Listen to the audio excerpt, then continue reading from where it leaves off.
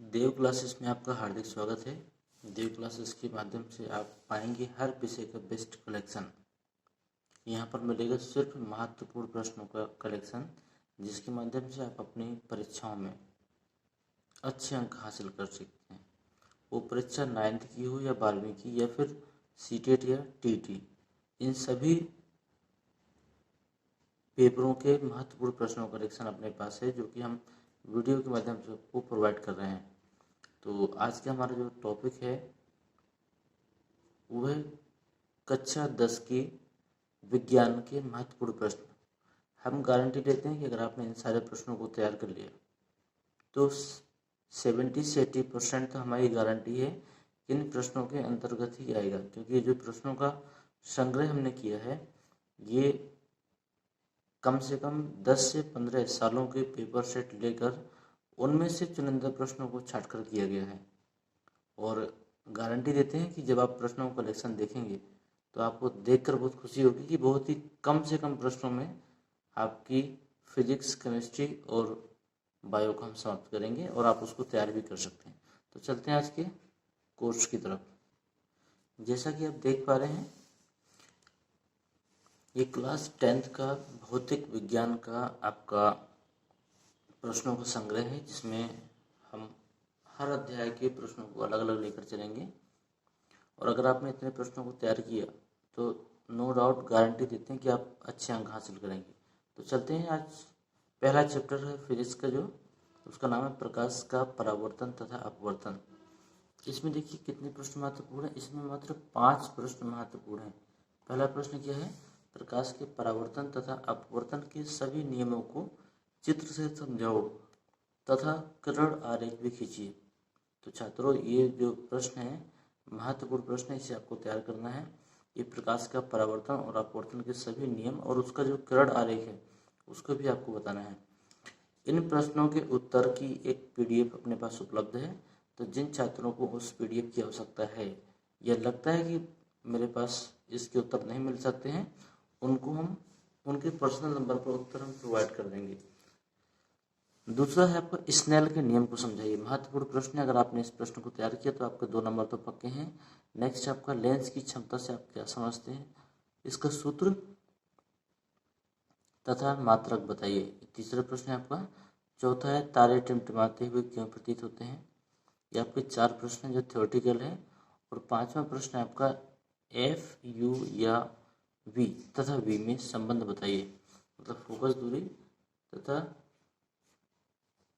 Lens से वस्तु की दूरी तथा लेंस से प्रतिबिंब की दूरी में संबंध बताइए। और लास्ट जो है, जो आपका आ सकता क्या आता ही आता है, ये आपका लॉन्ग प्रश्न में आएगा, एक सवाल आएगा। तो आपको इतनी चीजें पहले अध्याय से तैयार करनी है। देखते हैं दूसरा अध्याय में क्या है। मानव नेत्र में मात्र 5 प्रश्न महत्वपूर्ण हैं। इन 5 प्रश्नों को आपको तैयार करना है। पहला प्रश्न है मानव नेत्र का सचित्र वर्णन करो। महत्वपूर्ण प्रश्न है आपका ये। दूसरा है आपका दूरदृष्टि दोष किसे कहते हैं। दृष्टि दोष किसे कहते हैं, यह कितने प्रकार का होता है। किसी एक दृष्टि दोष को किरण आरेख बनाकर उल्लेख करो। यह आपका महत्वपूर्ण प्रश्न है। यह आपका प्रतिवर्ष पूछा जाता है। कभी निकट दृष्टि दोष पूछा जाएगा या कभी दूरदृष्टि दोष पूछा जाएगा। कभी वर्णांता पूछ लेता है तो कभी आबिंदुकता पूछ लेता है। तो आपको जो भी दृष्टि दोष है, 5 दृष्टि दोष होते हैं, इन 5 को तैयार करना है। अगला प्रश्न हमारा प्रिज्म से वर्ण विक्षेपण की घटना कैसे घटित होती है। नामांकित चित्र बनाओ और रंगों के क्रम का भी उल्लेख करो।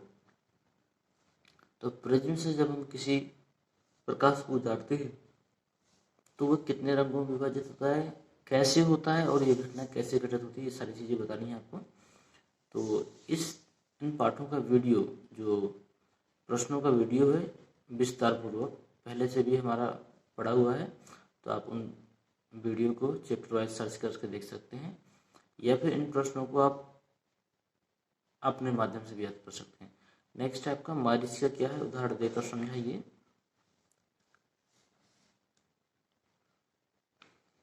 मारीचिका को दृष्टि भ्रम भी कहते हैं। तो ये प्रश्न भी महत्वपूर्ण है। नेक्स्ट है अपना नेत्र की समंजन क्षमता से क्या तात्पर्य है? निकट बिंदु तथा दूर बिंदु के बारे में विस्तार से बताइए। ये 5 प्रश्न जो आपके दूसरे अध्याय से महत्वपूर्ण है, तो उम्मीद करते हैं ये 5 प्रश्नों को आप तैयार कर लेंगे। नेक्स्ट चैप्टर हमारा तीसरे चैप्टर से मात्र 3 प्रश्न। पहला, वैद्युत परिपथ की सहायता से ओम के नियम का सत्यापन करिए। दूसरा प्रश्न आपका समांतर क्रम तथा श्रेणी क्रम में तुल्य प्रतिरोध का सूत्र क्या होगा तथा प्रतिरोध की परिभाषा बताओ और इसका मात्रक बताओ तथा यह किन किन बातों पर निर्भर करता है। इस प्रश्न में 2-3 प्रश्न जुड़े हुए, तो आपको ये सारे प्रश्नों को तैयार करना है। नेक्स्ट चैप्टर, विद्युत फ्यूज का नामांकित चित्र बनाओ एवं विद्युत धारा की परिभाषा लिखो। मोस्ट इंपोर्टेंट चैप्टर है, इसमें से कुछ सवाल आते हैं। ये आपके समांतर क्रम तथा श्रेणी क्रम से संबंधित कुछ सवाल आते हैं, तो इन सवालों को आपको तैयार करना है। और ये 3 प्रश्न जो आपके बार बार पूछे गए हैं।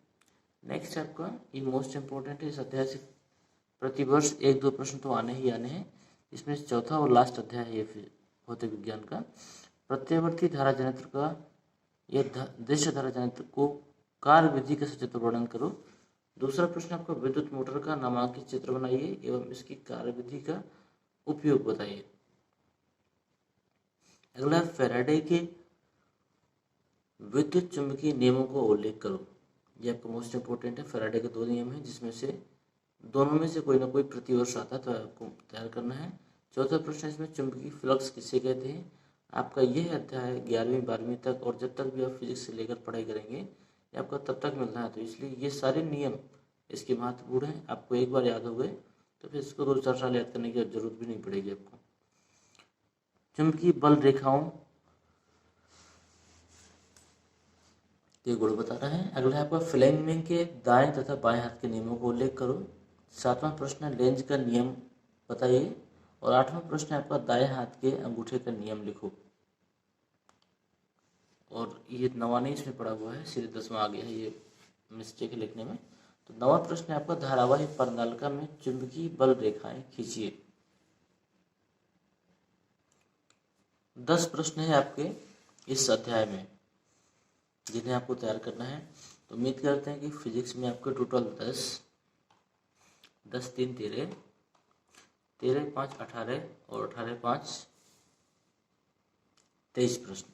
अगर आपने 23 प्रश्नों को तैयार कर लिया तो आप जिस एग्जाम में बैठने वाले हैं, बोर्ड एग्जाम में, तो विज्ञान की तो बिल्कुल चिंता ही नहीं करनी है, क्योंकि इसमें कोई फेल करने वाला नहीं है आपको। चलते हैं रासायनिक विज्ञान की ओर।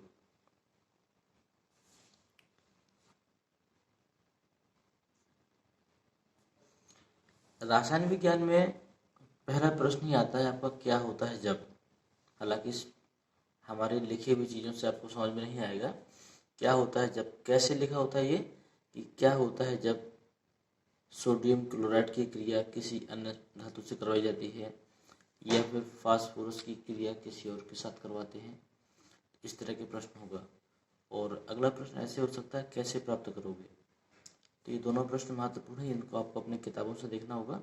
अगर आपको समझ में नहीं आता है तो इसकी लाइव वीडियो हमारे चैनल में पड़ी हुई है, आप उसको देखकर तैयार कर सकते हैं।